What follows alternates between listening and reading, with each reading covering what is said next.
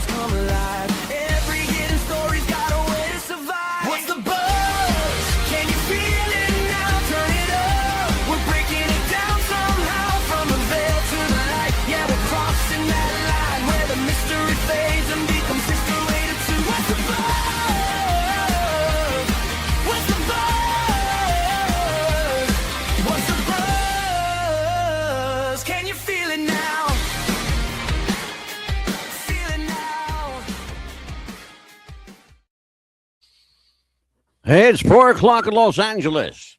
It's 6 o'clock in Chicago and 7 p.m. and live from Philadelphia. Hello, everybody. I'm Mad Dog DeCipio. This is the Tuesday edition of What's the Buzz, America's Popcast. Tonight, how streaming killed conventional television. And to walk through this minefield of merriment, my partner in crime, the movie maker himself, Mr. Mikey Messier. How are you, Mikey? I'm doing really good, Angelo. It's great to be back, and we had a great show last night. We'll have a great show tonight, and this topic is very close to my heart as a actor, as a filmmaker, and as an enthusiast of other people's work, so I'm looking forward to it. Well, I'll tell you what, Mikey, we're going to get right into that, and I'm going to let you start this off, too. But I have to say, for the record, and to tell everybody, Mikey Messier is my good luck charm. We had damn near 27,000 people watch our live stream last night. And today we got our 1,000th subscriber. So now we can monetize this mother humper. That's awesome. That's I just got to figure out how to do it. Well, I think that's so, Mikey, why don't we do this? I'm going to let you start this off. This is a subject close to my heart as well. You and I grew up in a certain time when television actually went off the air at a certain time at night. Right. And now the polar opposite is the case. It never goes off. There's always something going on. Talk to me about this subject matter. Your thoughts on conventional TV versus streaming, how streaming has impacted you and us and the film business. Okay. The concept of paying for television goes way back, I believe it or not, Angelo, I think in the 1940s or the mid 1950s, there was a boxing match on television. This is on Wikipedia. It can be found pretty easily. If you just go into the birth of pay-per-view television, there was a boxing match that aired on television, and the stations asked people on the honor system, if you watch this fight, send us money in the mail. It was purely pay-per-view on the honor system, if you can believe that. Is that crazy? and that's going, but the crazy thing on not only the design of it, but also this was like the 40s or 50s. I've looked into it because I was curious. We're talking about streaming, not pay-per-view, but I think it's an important side note to put the pay-per-view stuff in there because you have things like the Muhammad Ali, Antonio Inoki mixed martial arts fight that was, I believe, in 1976. Mm-hmm. My dad used to go to the Providence Civic Center along with thousands of others across the world to watch Muhammad Ali versus Joe Frazier in closed circuit TV. So you had things like closed circuit television. In the 1980s, the WWF was a pioneer along with Don King and Mike Tyson fights and Sugar Ray Leonard versus Marvelous Marvin Hagler and Hagler versus Hearns, pay-per-view boxing. So the model was there for people to pay for television or to pay for what we now call streaming. Yeah. And the streaming came along. I did some research on this, and stuff like Napster, the music, sharing service that was eventually banned, but kind of reemerged as Spotify and stuff like that in different businesses. But the video games also were a big part of this, because younger people got into the habit of sitting at home and doing something I've never done, which is watch other people play video games at home. Like that was their form of social activity. So these different elements were happening just not even that long ago, 10 or 12 years ago. And then the big boys came in, the Netflixes, which had, I mean, Jane, you would remember, Angelo, and a lot of our listeners, when people would send in for discs, and Netflix would send you a disc to your house, and you'd have to return it, and sometimes they'd come all scratched up or whatever. Because for 24 hours a day. Now we have full networks dedicated to 24-hour a day, 7-day-a-week wrestling. Mikey, you talked about Napster, talked about closed circuit boxing and wrestling. By the way, that pay-per-view, that honor system fight back in the 40s, I believe that may have been Max Baer, and I believe it may have been Max Baer and oh God, who was the other guy? It may have been Max Baer, and I think the guy they called Cinderella Man. from the movie. Yeah. Jack. Oh, whatever his name was. I know it's an Irish fella. Jim somebody. I forget his name. Sorry, fella. But yeah, it was the honor system. People send $1, $2, whatever they could afford. It was, James J. Braddock. That's J. it. Braddock. James J. Yeah. Braddock. Thank you. I was going to have a brain fart there, Mikey. No problem.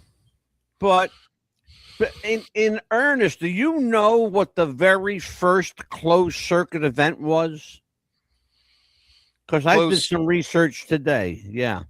Well, that's a great question. I will guess Inoki Ali in '76, but I have a feeling.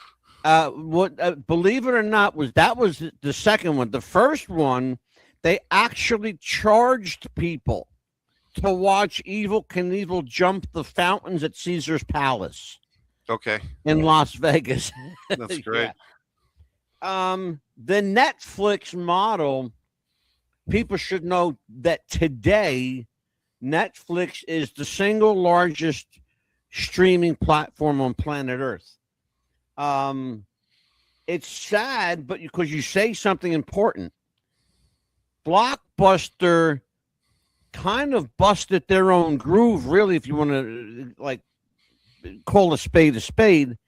Blockbuster wasn't prepared, and I'm going to get your opinion on this, because Vince Russo, somebody that we both know, Vince Russo owned a couple of Blockbuster video stores. Right. And that's how he sold them and became a wrestling writer. I don't think, in my opinion, this is just and I have no proof of this, but I don't think Blockbuster, Mikey, was prepared for the growth that the video market underwent. I think that they were too late. A day late, $1 short. I think they jumped on the home video market just a tad too late. Whereas, Netflix and other, even Redbox, started out as a pay-per-view service, right? Where they would send you a video, you send it back, and please rewind, be kind, please rewind, the whole video thing. This was, and folks, you got to remember something.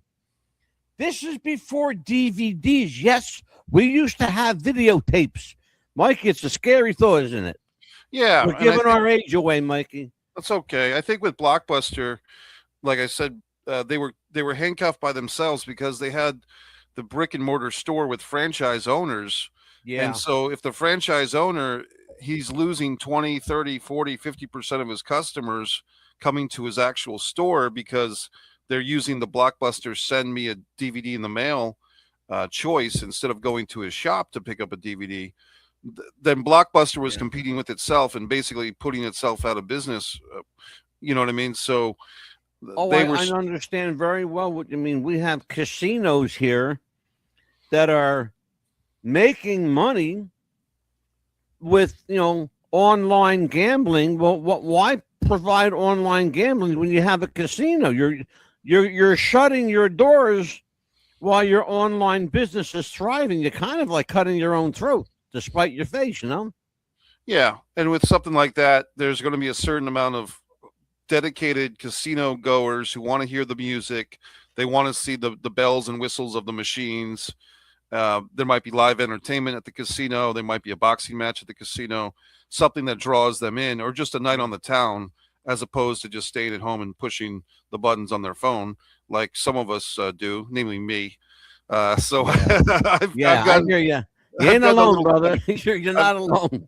I've gotten a little caught up in the online gambling this year, but I've about broken even, so I feel good about that. I hear you. Well, let me tell everybody what we're talking about here. How streaming killed TV. We spoke a little bit last night. Mikey and I went a little into it. And I asked the question, is it dead or is it on life support? Mikey so aptly put, I believe it's on life support. And there's some convincing evidence to support that, Mikey, that television right now, I should say, when we talk about TV, conventional television, I think for all intents and purposes, is a thing of the past. So now we have to consider cable as the new conventional TV. Well, cable went through quite a boom there for a while, putting up cable, from coast to coast, from pillar to post. The problem is there was this other thing happening in Europe called streaming. And we have to tell everybody that's where it started. It started in Europe. The Europeans were way ahead of the curve on the TV front, Mikey. I believe it. Yeah. And that's where we got the idea here for, hey, they can do that there. Well, hell, why let's try it. Why not? So here's what I want to tell people. The death of TV. People are cutting the cord, using streaming services more often and finding much more variety through services like Netflix, Hulu, Peacock, HBO Max. Tonight, we'll explore how conventional TV may die off as a result of this new TV choice. But just when we thought we were getting ready to put shovel to ground and bury television, there's this new little contraption there, Mikey. We got that's our movie screen. That's right. Our television. That's our computer. That's our bookkeeper. That's our banking. It's all of this in one little neat little package. Right. How do you believe, Mikey, we're going to survive the technological revolution? Because we're still going through it, Mike. How are we going to survive the technological revolution and keep things traditional, like going to a movie theater, sitting down with your family and watching TV? I can't remember, and I'll give myself as an example. I can't remember the last time my family actually sat down together and actually watched something that we all agreed on. Right. Because there's so much choices out there. My wife will watch her phone. I'll watch the TV. My daughter goes in her room and watches Roku. So, and we've got, and maybe this is an affront on me, and I'm sorry, folks, but yes, I'm a glutton for punishment. I have all the streaming services. I've got Peacock, Hulu, Roku, Netflix, Tubi TV, HBO Max, Stars, you name it. I got them all. A YouTube TV. I have that too. So, but here's the question, though. People, even now, we talk about cable being the new conventional TV. People no longer even need cable, even for the so-called must-have content. You can get that on your phone. You can cast it to your television. Right. talk to me. You're in the television and film business. You make movies. That's what you do.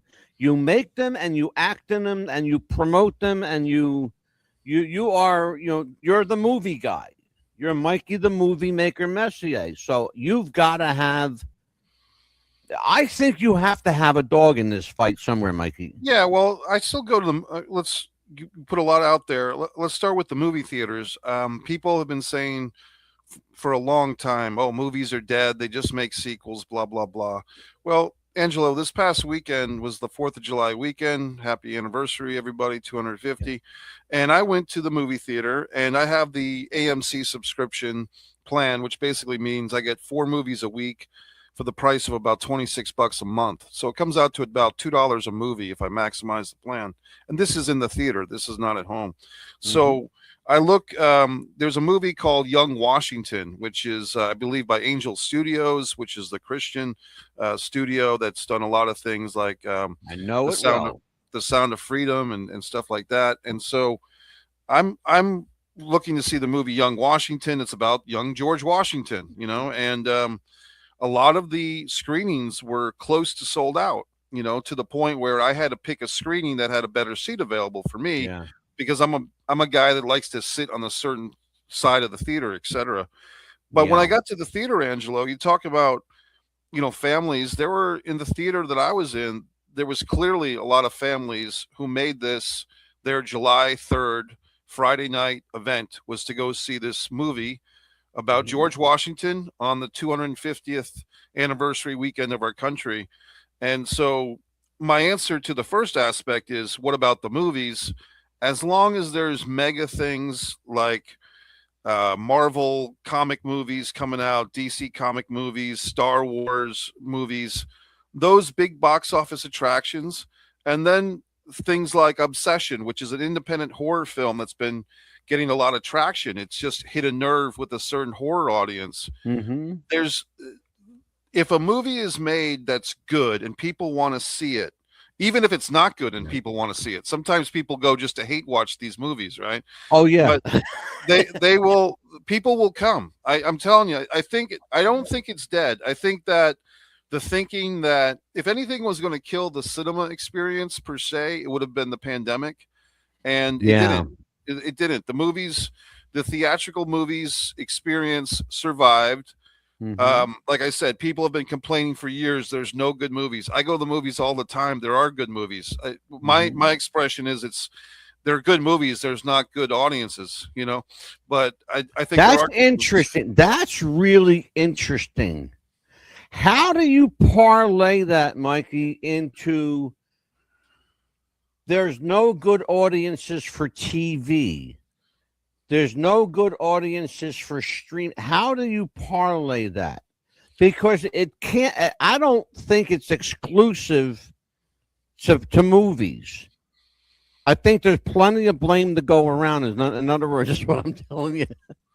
Yeah. Well, I mean, it depends on how you see things. I mean, I think that there's a lot of people, that they catch on to a show and they'll binge watch it and they'll tell people. And I think it's fine. I think things adapt and things change. And 10 years ago, if you and I were talking about what's the show, it's a reality parody show of the Korean people and the Shark Games. Is it Shark Games or something like that? Yes. I think I'm getting the name wrong, but the audience can tell us what I'm getting wrong here. But basically, people are watching that show and word of mouth spreads, and then more people watch that show. And there are things from international countries we're seeing in the last several years. The Oscars often go to a foreign film, a non-English speaking film. Mike, is that the show called Squid? Something like that? It. Thank you. Yeah, Squid Game. Yeah, my daughter watches. Yeah, so I mean, my point is, if you were going to say that a show, I don't want to get it wrong, but it's either Korea or Japan, had a show called Squid Game. Yeah. 15 or 20 years ago, do you think you or I would know about it or would watch it? No, not a chance. But now it's super common. So I think there is a divide there, that the home viewer, with there's a lot of people that like to stay home now, more so than before. People Yeah. used to like to go out in the 70s and 80s. You'd go to the Regal Beagle and you'd look for a pretty girl. These days, people just stay home more often. But Mikey, I have a question for you about that. You know, we're talking about something you just said triggered a question about related to the pandemic and writing and film production and television production. During the pandemic, the film business, the television business, all but stopped, except for certain pockets around the world that weren't affected dramatically by the pandemic. So independent filmmaking still thrived during the pandemic, although the releases weren't as plentiful as they normally would have been. Here's the question I have. How much did that give birth to what we now refer to as, and I hate this term, Mikey, so forgive me, reality-based television? I mean, let's just call a spade a spade. There's nothing reality-based about it, but when you have no writers, you know what I'm saying? Fill me in. There was there was also a writer's strike during the pandemic. There was also an actor's strike during the pandemic. That's it. Exactly. That's exactly what I'm talking about. Yeah. Right. But as far as reality TV goes, I would say reality TV really got going. I mean, there was a PBS show in the 80s called American Family, I believe. But then in the 90s, I mean, I think it was 1991 or 92 that The Real World on MTV started. Then they had a spinoff called Road Rules. Yeah. I forgot about that. And then a lot of things like even if you count something like American Idol as a reality TV, it's kind of a competition show, but there's a reality TV aspect to it where real live Americans get their shot at success. And there was so many shows. I'd say the 2000s was when reality TV took over, but there's still scripted things, Angela. I mean, as even like the sitcom, the American sitcom, Family Ties, the Cosby Show, the Brady Bunch, those used to be the staple. Those used to be the go-to water cooler shows that people would talk about.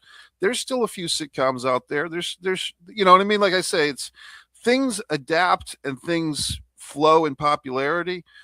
Daytime. I have to admit something to you, Mikey. I have to admit something to you, and the world's going to hear this. Sure. I was, forgive me, folks, but I'm coming out of the closet now. I was a binge watcher of Survivor, and my favorite show, I'm guilty. This is my guilty pleasure, Big Brother with Julie Chen. Okay. I loved Big Brother. Yeah. I loved Big Brother. Oh, that was my show. And these are shows that for a decade or more were I mean, I think Big Brother's still going on. Didn't they just have a 25th anniversary show? I believe so. Mikey, I want you to take a look at this. Well, let's watch this film together.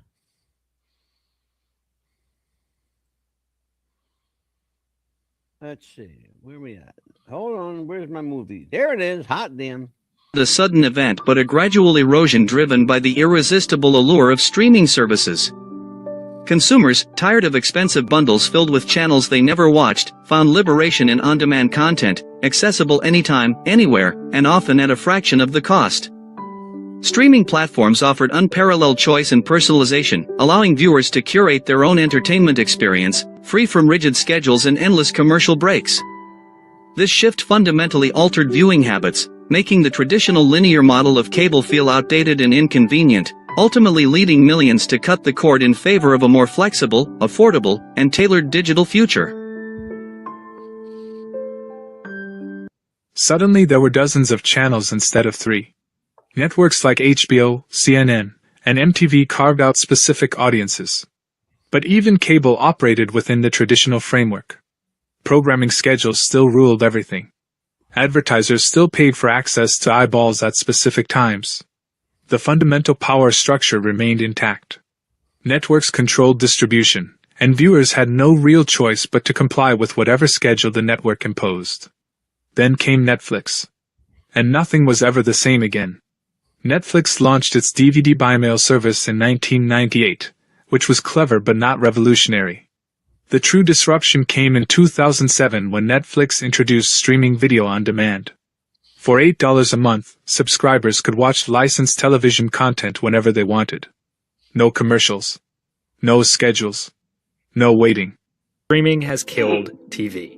This is a sentiment you'll often hear from people when discussing the current state of television. YouTube alone is littered with videos that cover this very topic, and almost all of them are negative. Many people making this claim will have you believe that prior to the rise of streaming, television was utterly perfect. The shows were flawless pieces of art, and the productions themselves were practically utopian, which completely contrasts all the mass-produced, soulless content we're getting today. Yet, the biggest flaw in this argument is that it completely fails to acknowledge all the incredible stories we've gotten as a direct result of this shift in the industry. We've been blessed with some fantastic streaming shows in recent years, many of which never would have seen the light of day had it not been for the rise of streaming. We've also had tons of talented writers, directors, and actors burst onto the scene, bringing their unique creative visions to life. Not to mention all the existing talent that has migrated to these various platforms. Sure, there might be an absurd amount of content being produced today for streaming services, and not all of it is great, but this format has opened the door for some fantastic stories to be told. You cannot honestly tell me that this has any less of a soul than this. I am a surgeon! The streaming business model is not perfect by any means, but it's also far too easy for people to focus exclusively on the negatives. Why not shine a light on some of the positives as well? Click below to watch the full video and see why I don't think streaming has killed TV. I think that's Okay, great. so that's a different kind of take on it. People need to understand something. The cable used to survive largely because it had exclusive access to like sports, news, popular programming. But once people realized that they had choices, and once streaming services offered those choices in abundance, generations that used to sit around the TV, Mikey, and watch like families and stuff like that, they realized that, hey, well, I don't have to sit here and watch something that I don't want to watch. I can go, I can pick up my portable entertainment device, Right. and watch my own stuff. Once people experience that kind of freedom, conventional TV felt outdated. Now, here's one of the things I want to talk about. It's a generational thing, largely, I think, or it could have been. Younger generations don't build habits around watching TV. Biggest threat is cultural. Generation Z and younger millennials don't turn on the TV and see what's on, quote unquote. They search, they click, they watch, they record and watch later. Let's talk about them. I'm going to stop right there, Mikey. They Sure. record and watch later. How much of the on-demand model do you think is responsible for people, I don't want to say forgetting to watch, but let's be honest about it. I've recorded shows and completely forgot that I recorded them and watched them like a month later. Right. And again, given the fact that there's basically, and you might be able to tell me better, but I don't think that there's a Nielsen, quote unquote, Nielsen service anymore. You know what I mean? Like the rating system, the Nielsen ratings. That was a big thing. You used to, if you were a Nielsen household, you wielded power. They used to actually pay you to watch TV. Yeah, I know because they used to send me $5 every month. Right. I got that once where you'd fill out with like the pencil and the form what you're watching. Yes, sir. Yep. I think it's something like this is the only thing that's safe as far as programming from the record zip through the commercials routine is sports. You know, the only thing and live, you know, live sports entertainment, not to bring it back to wrestling all the time, but Yeah. today I discovered because a very attractive young blonde girl had a video that had the headline, Sami Zayn loses WWE title after 9 days. What do you think? Yeah. But what she was really promoting was her tightly fitting top, you know, with her Sure, of course. with her bosoms. And so the point is that actually was a catalyst, though, Angelo, for me to go ahead and find Netflix and find Raw, which I have recording every week. And I said, okay, I guess I'm going to watch it because I want to see what happened, you know, because And you otherwise, want to find that tight fitting sweater again. right. So I mean, you know, my thought is that I was always a big recorder through the VHS days. I actually had, you might have had one of these, a DVD recorder, which was actually like a VCR, but with a DVD-R as the blank. I have one not 6 feet from me right now Hold on to it. in my studio. I hope it still works too, because It those works. things are I valuable. have a VCR. Yeah. I have a VCR player recorder. I have a DVD recorder, and I have a DVD player. Yeah. Sure. I think one thing about the video, and I guess I'll do a little self-promotion here. Please One of do, my- absolutely. One of my books, A Distance from Avalon, that you've read, Angelo, you know, Yeah. I've had this script. I've written it as a stage play. I've written it as a novel. I wrote it as a film script. It's a gothic horror story, A Distance from Avalon. I met a guy about a year ago who suggested that I change it from a film script to a series script, meaning an 8-part, 1-hour thing. And I took about 5 months, but I basically adapted a 90-page script into 277 pages.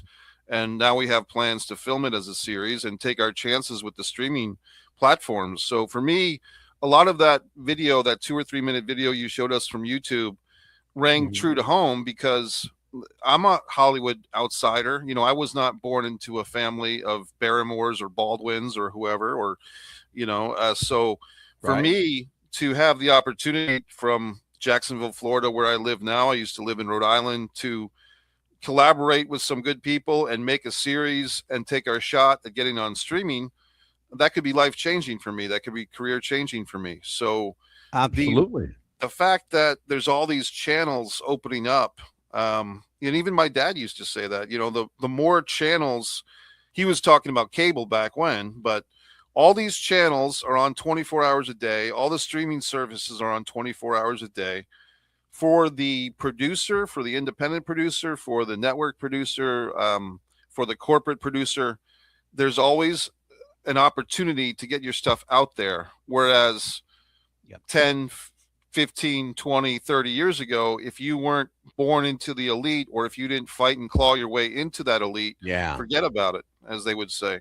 So in a sense, the floodgates have opened.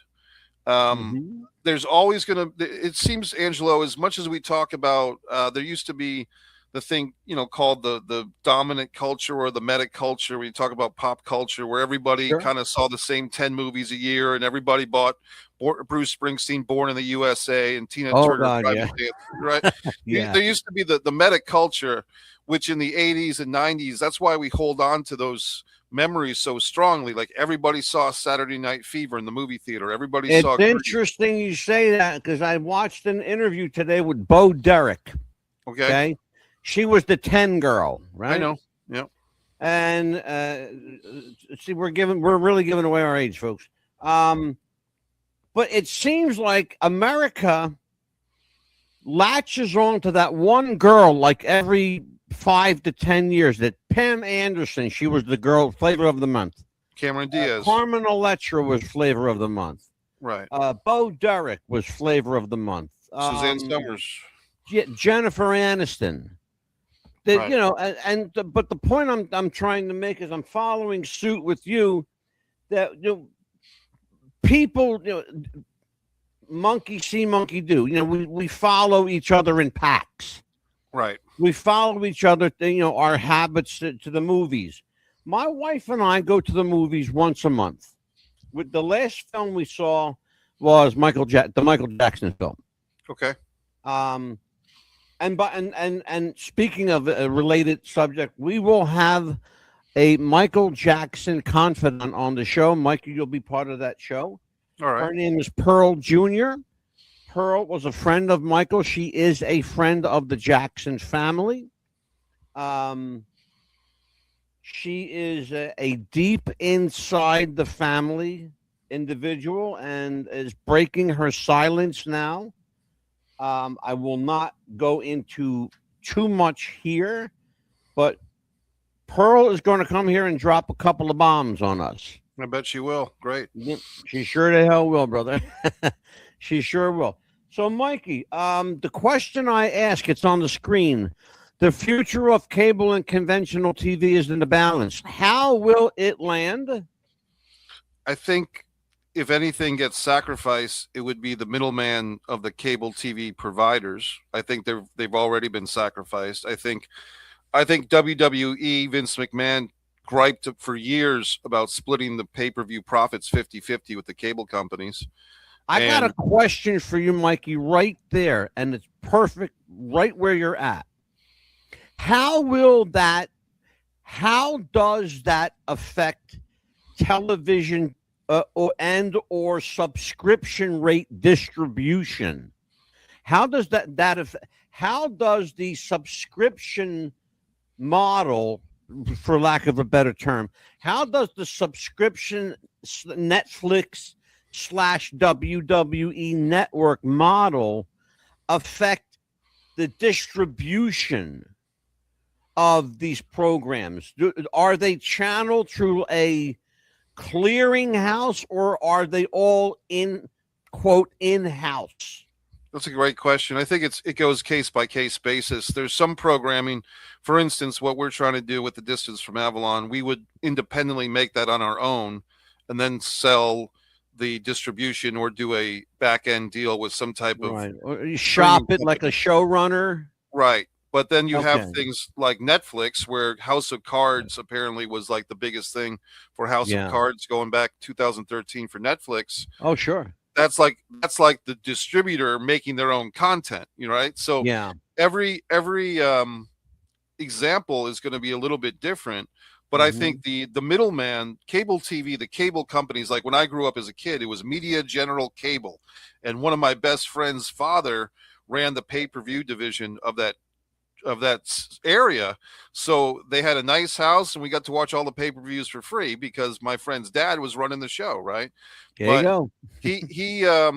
He would get to go on all these wonderful trips, and in the 80s and 90s he was a high roller because pay-per-view and the local cable company, especially in Fairfax, Virginia, where I grew up, which was right the suburbs of Washington DC with hundreds and thousands of people, was that was big time stuff. But that big time stuff, the middleman of the local cable market is getting eliminated because A&E can go streaming direct to the people through Hulu, or HBO can go streaming directly. If you have internet, you have access. If you want to pay the $20 or the $15.99 a month, you have access to this content. Now, I think one thing that's interesting, Angelo, is to separate cable TV from over-the-air traditional TV. The biggest thing going right now throughout the world is the World Cup. And here in the United States of soccer, you can watch it for TV for free on Fox. Yeah. Over the air. Yep, and you sure can. And like I was saying last night, I would just watch the NHL finals and the NBA finals every other night. We're on ABC, and that's over the air. And with my $30 HD TV antenna, that's how I've been watching those shows. So, I have a question for you, because you again, I'm going to circle this back to pro wrestling. Sure. The World Cup and pro wrestling, they both have something in common right now. You can watch the first hour to an hour and a half of a premium live event of WWE programming on ESPN for free. But yet people are paying, and I'm not making a word of this up, ladies and gentlemen, people are paying upwards of $10,000 to $15,000 for these events.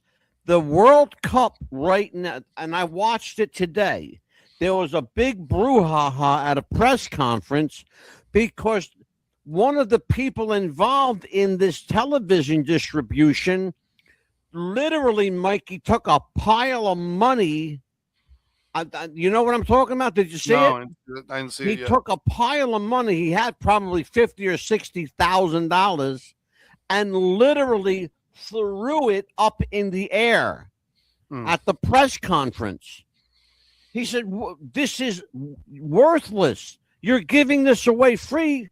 I paid for my tickets. This is how much I paid." And he just threw. I mean, I'm not making a word of this up. He had a stack of money, American money, Right. and threw it in the air and just like all over the press room. Well, It was, yeah, and then, but here's my point though that I'm making. sure. Shouldn't there be something like that? Shouldn't there be the old? The people won't understand what I'm talking about. I'm going to give my age away here. I'll be 60 years old on Friday. Okay. Happy birthday. So thank you. I'll be 67 on Friday. People used to have this thing called the blackout market. In other words, you remember the blackouts? It still They exists a little bit. Yeah. Yeah, they would black out, for example, a football game Right.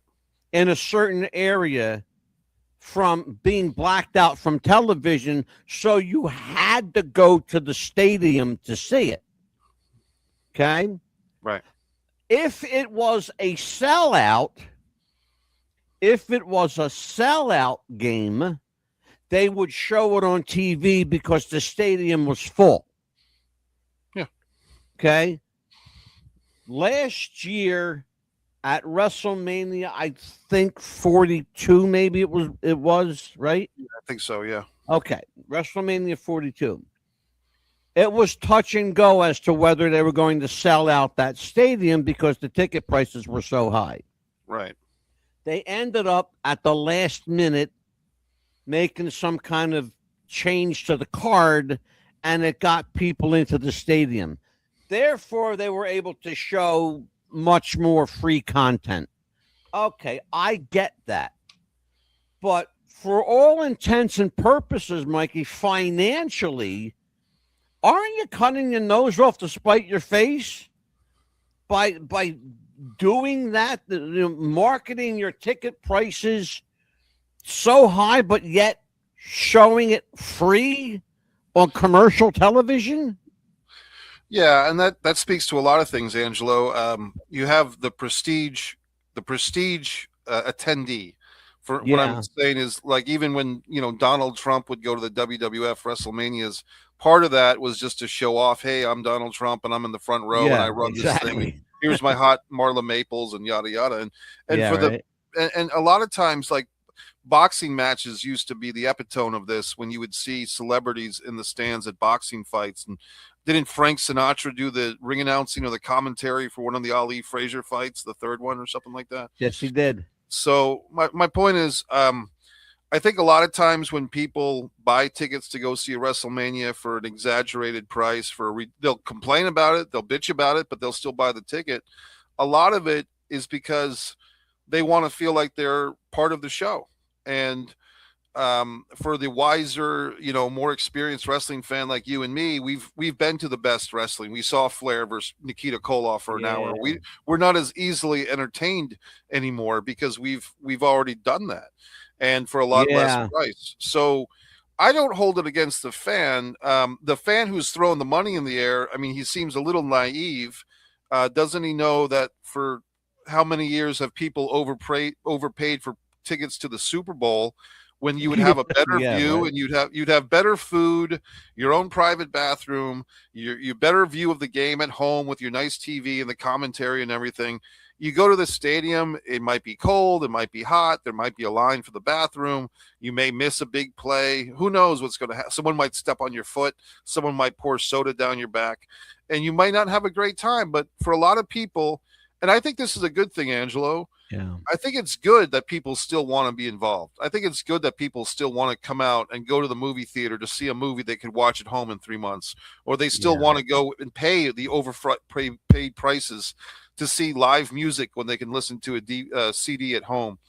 I think that's a good thing. I think that shows that our humanity hasn't fully been extinguished yet, even if Mike, we're a I bunch wrote of marks. some- I wrote something I'll tell you what, I'm going to address that in a second here too. I wrote some thoughts down and I want to share with you. TV channels may not collapse. They may end up folding into content brands. That was the thought I had. Instead of networks being channels, they'll become content studios for all intents and purposes. For example, HBO is no longer mainly HBO Channel 501. It's a streaming brand. It's now branded as HBO Max. Then there's HBO Signature.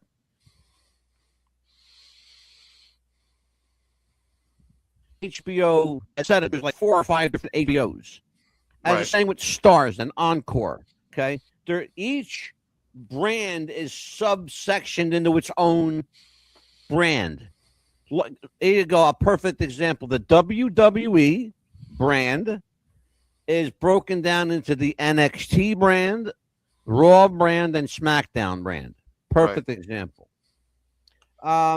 Sports and live events, I believe, are the last major lifeline of conventional television / cable. Live sports is one of the only reasons cable still survives. But if sports fully shifts to an exclusive streaming model, then cable loses its final stronghold. At that point, cable becomes pointless for all intents and purposes to most households. Right. My thoughts on this. What TV dying would realistically look like? It probably won't disappear overnight. More likely, here's what it looks like. Cable becomes something only older people keep.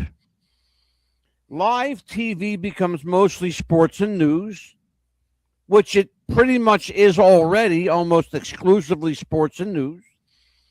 Traditional channels shrink or, more likely, Mikey, merge with other channels. We've already seen it happen. Perfect example. Cinemax is now part of the Stars channel lineup. Cinemax, Stars, Encore. 3 of them merged to this super PAC. Right. Okay. I have Hulu. Hulu comes with Disney Plus, Hulu, ABC Prime. Let's see what else. And one other. In other words, you're not just getting one channel. I have I have 6 paid channels. Right. But what I get is almost 40 television channels, premium television channels, not to mention all the free stuff that I get from Hulu, from Tubi TV, from Roku, from all these other tributaries, I'll call that, tributaries of the big, the big streaming platforms, Sure. Netflix, HBO, Hulu, Peacock, and they're all owned, by the way, by the big 3 networks, ABC, NBC, CBS. Right. They are still, people don't understand this too, Mikey. People don't get that these 3 networks are essentially the owners of everything you're watching. Right. ABC, CBS, NBC.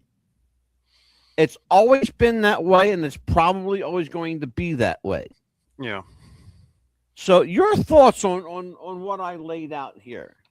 Well, you said a lot, and I don't really argue with much of anything you said. I mean, I think there's always going to be room for the breakthrough sitcom. Like there will be maybe within a year or two, some sitcom that's very old school with a comedian playing the disgruntled dad with the house full of kids that are driving him nuts, and the wife who's the busybody, and the wife's running the show. That, you see what I'm saying? Like, everything Yeah. old is new again. There will be, I mean, there's a niche for everything. I mean, once again, Angelo, maybe 30, 40 years ago, who would think that To Catch a Predator would be so entertaining and such a runaway hit? You know, it started on Yeah. Dateline, right? But if you were to Yeah. say when you were a kid, hey, Angelo, there's going to be a show where real life dirty old men get exposed for going after kids, and this guy in a suit is going to come out of the living room and tell a guy you're going to jail, you would think that's Yeah. the craziest thing you ever heard in your life. But it's compelling television. That is a reality television show. It Yeah. shows the worst of humanity in many ways, but Yeah. people watch it. And I'm the show that I keep getting the Squid Game. Mikey, I call it the car accident effect. Yeah, It's like you slow down for a car accident. Like, why? Because we're morbid fucks. That's what we are. well, and I'm not taking a stand one way or another, but when President Trump ran in 2016, a friend of mine, when everybody was saying he was going to get slaughtered and lose and embarrass himself, a friend of mine said, Mike, that guy's going to win. And I said, why? He said, because people love to watch the train wreck. You know, and they want to see what the hell's going to happen. And unless you vote for it to happen, it won't happen. But in any event, there's got also elected twice. I think one thing that's a turnoff potentially for some people, Angelo, is the feeling that you have to be of a certain economic class to enjoy television now. And there are things like Hoopla. I think I told you about it. Hoopla is an app that my book is on audiobook on Hoopla. You can listen to Fighter play basketball for free on Hoopla. Yep. And there's one called Canopy, Kanopy, that's strictly movies and TV shows, and that's free as long as you have a library card, which is free to get a library card. You can get Canopy and Hoopla for free. Yeah, we actually have it upstairs. Mikey, I want to do this real quick. We one of the things that we do around here is we are very proactive. With people who need help, we are offering help if you need it. I got some phone numbers for you guys, so check this out. And after this this public service announcement, I will tell you how you can reach out. If you or someone you love is struggling with addiction or alcohol dependency, help is available. Recovery is possible, and you do not have to face this alone. If you're tired of fighting shadows in the middle of the night, if you're carrying a burden that's become too much to fight, if the bottle or the needle feels like all that's left to hold, there's a hand that's reaching out to you before the night grows cold. You don't have to walk alone. You don't have to hide the pain. There's a road beyond the darkness. There's a chance to live again. We're one call away, one step, one day from a brand new. When the Hawks need a clean shave, they reach for the Chairman Pro by Manscaped, equipped with skin-safe technology and dual blade heads. Wonder if my dad's ever had one of these. Tony Hawk with a mustache. A very different commercial. We ride motorcycles now. Hawk Hogs. Shaken and stirred. Talon. Injured? So are we. No. The Chairman Pro by Manscaped. They have been with us for 7 years, celebrating 7 years with Manscaped. Thank you, Kyle Miller. Thank you, Mike Messier, for Kyle Miller. Yeah, I was You are the guy who, you started all this crap, brother. I got our balls clean. There you go. Absolutely. In the world Absolutely. I want to tell everybody, if you are interested and if you need help, if you know someone who needs help, call 988. Text or call 988. That is the National Suicide Prevention and Help Center. Anything that you need, 988 is the gateway to all the other numbers. So don't feel like you have to go through this alone. You have help. We You know, are here to help you. Yeah. And we are at the end of the show. Mikey, promote away. What do you got coming up? Well, Fighter Play Basketball, Every Shot Counts is my book. That's I think it's a great book. Angelo's enjoyed it, and it's available on Hoopla. You can listen to it on Hoopla. You can listen to it on Audible, and it's called Fight or Play Basketball, Every Shot Counts by Mike, Messier, Mike Messier. And Instagram, I'm on there as Mike Messier Art, and TikTok, I'm on there as Mike Messier Art. And this past week, Angelo, you know that I was involved in a film with a gentleman named Danny Roebuck, who actually had me and the other people from the film at his home the other night. His wife made a lovely dinner, a chicken dinner. I believe her name was Tammy. And they're big Disney fans. And Danny was in The River's Edge. He was an Agent Toby Barks, great actor. He played Jay Leno in the Late Shift movie, if you remember that one, Angelo. I remember. I actually have it. Yeah, he's hugely entertaining in that role, by the way. Yeah. So hugely entertaining. Mikey, our former co-host here, Cal Yater, did a film with Danny called, and I want to promote it for him. It's called Once Upon a Time in Macon. Right. So Danny Roebuck is in that film. A little plug for him. Yeah. I'd love to have him on the show. I'll reach out. Yeah, I'll reach out because he's a nice guy, and I should mention it was Joe Black. This guy's name is actually Joe Black. That's his shoot name, Joe Black and Cat Black. His wife's name is Cat Black and Joe Black. They're good people, and they're the ones that made this movie, along with their producer's name is Jeff Miller, I believe. And Danny was really a gracious host, and hopefully this movie Gator Babes will be out in a year or so, and everybody can enjoy it. Excellent. And we have signed a deal with Tubi TV for 2027. We will be on Tubi. Congratulations. Thank you. It's crazy, brother. I tell you what. And it's funny how it happened. So they were watching one of the vice presidents of programming was going through YouTube and saw our show and sat there. He goes, "It's an interesting show." He calls me up and says, "You're an interesting character, Mr. Mad Dog." So call me Angelo. And then we start talking. I mentioned a couple of things. I said, "You know who Stephen Plim is?" He says, "No, I don't know that name at all." I said, "If I say to you, Tiny Tim tiptoe to the tulips, do you know who I'm talking about?" Oh yeah, sure. Tiny Tim's manager was Stephen Plim. He's a friend of mine. I said to this fellow, Tony, I said, "Tony, Stephen Plim says that I'm the Johnny Carson of podcasting. Now, what do you think about that?" And he started, we had it broke the ice and we had a great conversation. He goes, "I want to see what I can do for you." That's awesome. Yeah. So it's funny though. I've gotten offers from like Discovery, A&E, and they like what you do and they want you to sign on the dotted line. Then they proceed to change everything about you and it doesn't become your show anymore. Right. And that's not what I wanted for this show. Right. I want to maintain the integrity of what I do. This is for me, it's a talk show. It's a podcast meets Merv Griffin. Sure. Mike Douglas, Johnny Carson, the name put insert Snyder. Name here. Yeah. Go ahead. Yeah.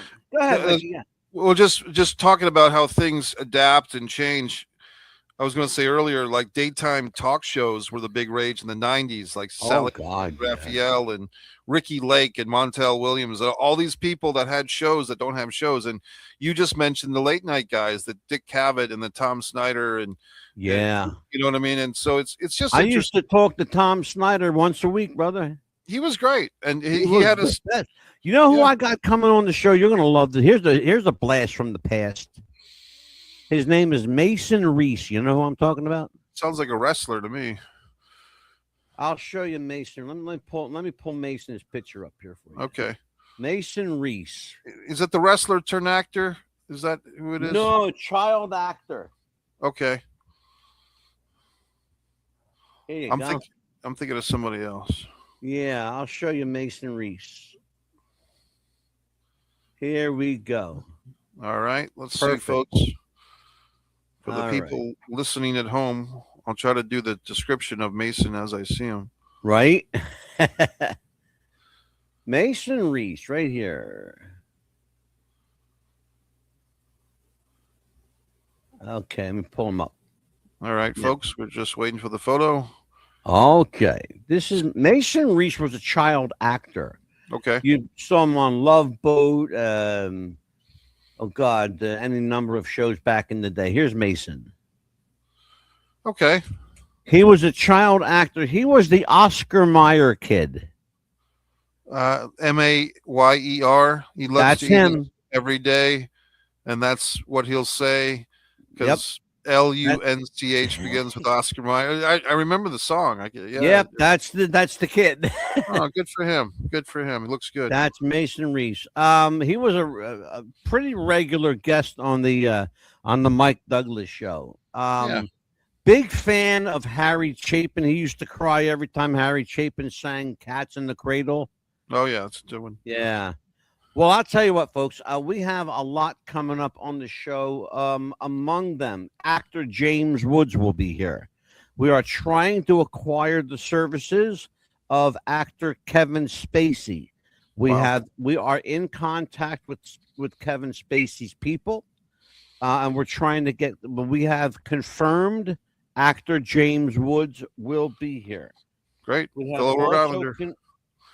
Yep, we will have also confirmed that Pearl Jr., family friend and close confidant of Michael Jackson, will be here. Also, actress Michael Learned from the Waltons will be here.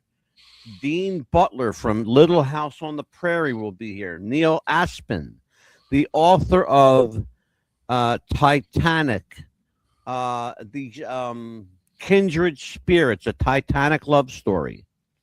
An interesting take on a love story, Mikey, because it involves a gay romance on the Titanic. Interesting.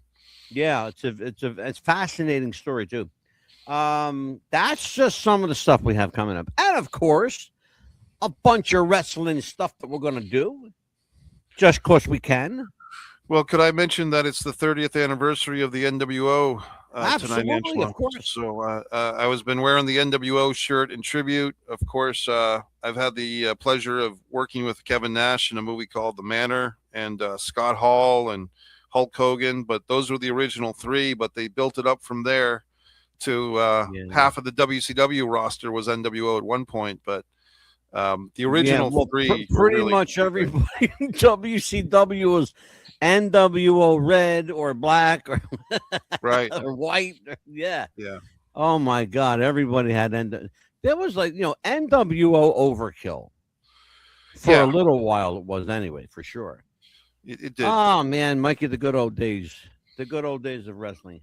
Yep. Folks, we are at the end of this one. It is 8:00 straight up on the button for Mikey Messi. I am the Mad Dog, like Papa DeCipio always says. Tomorrow's promised to no one, so make today count. Be good to somebody, folks. We will see you later. God bless you, folks, and take care.